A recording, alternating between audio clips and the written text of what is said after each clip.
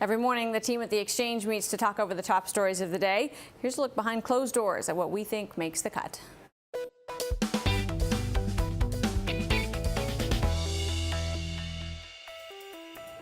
You might need to get the kid to ballet or soccer practice and can't get out of work, but a new startup thinks it can help. It's called Shuttle, and the San Francisco-based startup is like Uber, but for kids. It lets parents connect with drivers to schedule rides through a smartphone app. Shuttle costs $9 a month for membership, plus additional fares for each ride, which need to be booked between a day and a week in advance. Parents can monitor the ride in real time on their phones, and they get a message when their precious cargo has arrived at the destination. Shuttle does background checks on all its drivers, as well as training and face-to-face interviews. Most drivers so far have turned out to be childcare providers. When talked about this morning in our story meeting, our producers were divided about whether this is an idea that'll work. Even with all of the attempts they're making to make it comfortable for parents, I don't think parents are going to trust that. And there's so many opportunities for, something to go wrong. Parents work downtown, their kids are at school. Somebody calls and somebody's sick and they need to be taken home from the school. There's nobody within an hour to get to the school. I could see the service actually being used. So who's going to walk up to the car and accept this kid? Because if you had the ballet school has somebody stands out front and welcomes all the Uber kids in. If they don't get the safety right, they don't have a business. I think there are a lot of parents out there who will just be so stressed about this transaction that it won't be worth it to them.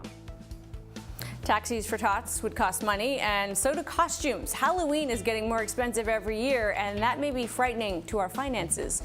Spending on this spooky holiday is now second only to Christmas. Canadians bought $381 million worth of candy last year, according to StatsCan. Add up the costs for costumes and decor, and the business of Halloween is pushing nearly $1 billion a year. The holiday is especially popular here. We even shell out more per capita than our American neighbors. In the meeting, our producers wondered if Halloween spending was a little out of control. If you have the average Canadian who's like $30,000 in debt, the fact that they go off and spend all this amount of money on costumes and I sound like an old curmudgeon that turns the lights off. It's not even that. It's more like an economic curmudgeon. We actually want consumers to be spending because if we cancel Christmas, I think our economy might. Okay, nobody's canceling Christmas. Let's just surely the people who are doing these huge front yard things are the same ones who do the huge Christmas light things, and they're doing that because they like it and they have the money. Like if anyone's going into debt to build the giant animatronic spider, please go interview that person. Invent a new Halloween? For the economy. Spend a week. Canceling Christmas. Well, from retail to manufacturing, Barack Obama gave new orders this morning to boost that sector in the U.S. At our story meeting, we talked about some of the things manufacturing does and does not have going for it. If there's ever been a better time for U.S. manufacturing in the last 5 years or so, I don't know when it would have been, right? Borrowing's cheap, energy is cheap, and the economy's growing. So, the only thing holding them back, I guess, is a strong dollar. So what measures did Obama announce? The administration says it will invest $300 million. NASA and the Pentagon will help dole out the cash for technologies including advanced materials and digital manufacturing. Those are crucial for the U.S. to stay competitive. It's a strategy meant to spark innovation, secure a skilled workforce, and improve the business climate. There's a major shift happening in the U.S. manufacturing, according to Boston Consulting Group. More and more companies are bringing U.S. business back home. Hal Sirkin is a senior partner with Boston Consulting Group and the lead author of the report on reshoring. He also worked with Obama on a manufacturing task force in the past. Great to have you with us. Great to be with you, Amanda. So let's talk about this whole kind of reshoring trend. We have seen some manufacturing jobs coming back. In the early days, it felt a little bit like it was almost sort of political. It was a sign, because they could do it, they were willing to do it as energy costs came down. How much of this now is actually about real numbers? Because of shale gas, people will want to make things in America again. Yeah, the economics have become very good. Over the time that we started looking at it, starting in 2011, we started to see the wages in China rising very rapidly, 15–20% a year in many different places, and that's part of the change. You add on top of that the shale gas revolution, where the U.S. has a lot lower energy costs, and you have a huge manufacturing renaissance that's about ready to take place. We got to remember that it takes 5 years basically from the idea of a manufacturing plant to the actual manufacturing plant coming up to speed. So in that interim period, obviously much could change.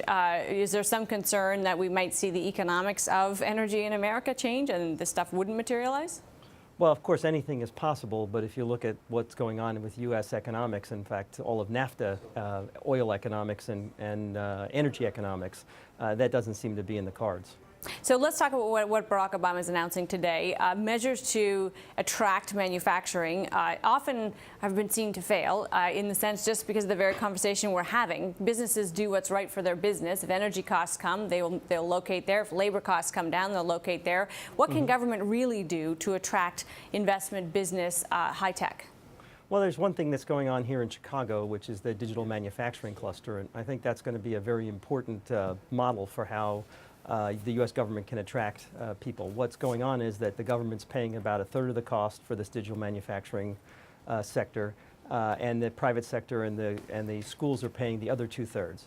What we're watching is a whole lot of companies coming there because they know that will be a hub for digital manufacturing, something that's going to be very important for advanced manufacturing in the future. And what they want to be there is to get at the ground level of all the changes that are taking place and to be able to use those technologies. We believe that over time, the Digital Manufacturing Center will be a very big hub for manufacturing and a real big boom for Chicago. So give me a sense in a national way, a big picture way, how manufacturing is doing in America. In Canada, it's been a declining part of our nation's GDP. What's the picture in your country? Well, in the U.S., if you go back over the last 40 years, you've watched manufacturing jobs decline. Although what we've seen is the U.S. manufactures about 2.5 times as much value added in manufacturing, and it does it with 30% less labor. So the U.S. has just gotten a lot more efficient in manufacturing. So when we think about that, because the combination of efficiency is driven by a bunch of different things, but it does seem to, as it drives profit, reduce the number of jobs. Will this be a success for this administration if manufacturing comes back, but jobs don't come with it? Well, we've actually seen jobs coming back. Over the last 40 years, we hadn't seen it. But since the beginning of the recession, we've seen about 700,000 manufacturing jobs being added to the economy. And over the last 40 years before that, we saw a tremendous amount of jobs leaving the economy. So this is a big change, and hopefully it continues. We get the sense that the skills required for the jobs of the future in manufacturing will be very different than the skills required of a generation ago. Is that gap being met? Is it being filled at the moment? Well, right now, we do have, for the most part, unless you're talking about things that are working on the oil and gas industry like pipe fitters and welders, we do have the right number of people for the jobs that exist. However, one of the problems in the U.S. that could bite us in the later part of the decade is fundamentally the lack of training for workers. However, as we look at some statistics that in a latest survey where we interviewed 252 manufacturers, we find that people are 4.5 times as likely to come to the U.S. because of the skilled workers than to leave the U.S. because they can't find the skilled workers. So where's the big competition? For a long time, for the U.S., for Canada, for any manufacturing base, low-cost labor was the big threat. What's the threat now? Is it knowledge? Well, it's a lot of things. It is the knowledge worker.